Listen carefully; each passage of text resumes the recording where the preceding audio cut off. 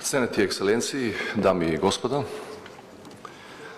čest mi je da ve pozdravim na ova regionalna konferencija posvetena na rodot i bezbednost organizirana od OPSE i od Odihara.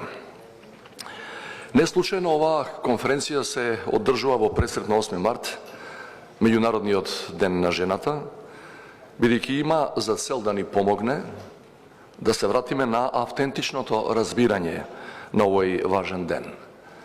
А тоа е постигнување на вистинска родова еднаквост во секој сегмент од општеството, вклучително и во безбедносниот.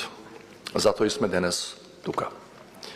Во фокусот на нашето минатогодишно председавање со ОПСЕ беше унапредувањето на човековата безбедност. Затоа и слоганот беше "За луѓето се работи".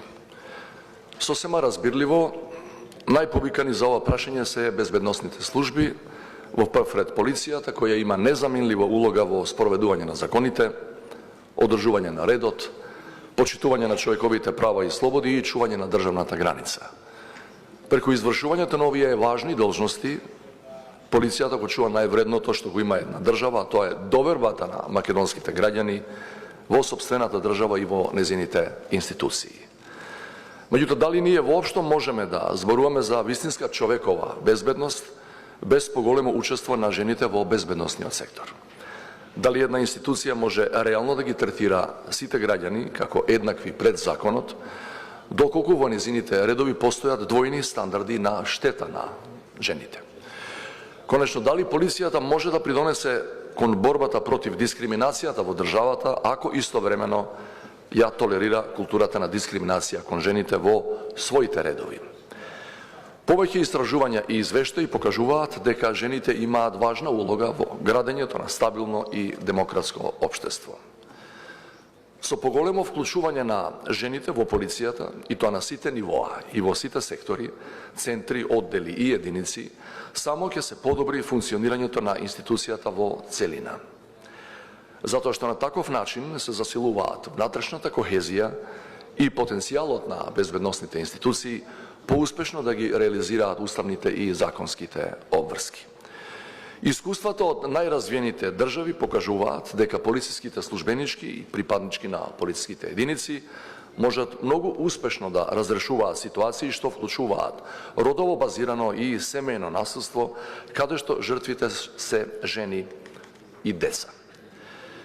Почитувани присутни, иако денешнава конференција е посветена на жените во полицијата, која што пак е во надлежност на владата, би сакал накратко да го споделам и моето искуство во рамки на моите надлежности. Како врховен командант, за прв пат во нашата историја поставив жена за аѓутант. Како председател настојувам да постои родов баланс, како во пониските, така и во повисоките позиции во мојот кабинет. А сето тоа го правам, бидејќи на тој начин сакам да придонесам за унапредувањето на родовата еднаквост во Северна Македонија. Добро е што не почнуваме од нула. Мисијата на ОПСЕ дава поддршка преку програмата за родово менторирање за полицијата, што веќе почнува да дава резултати и да носи промени во институционалната култура на МВР. Но оваа програма не треба да биде само еднократна активност, туку дел од стандардната институционална обука во Министерството. Неодамна бевме информирани дека во единицата за службени кучиња при МВР беше промовирана првата жена водач на службено куче, кој е дресирано да открива огнено оружје и муниција. Ова е пример што треба да се следи во секој сегмент на безбедноста. Тоа подразбира не само да се зголеми бројката на жени во полицијата, туку и да се поддржи нивното кариерно напредување во секој сектор, во секоја единица.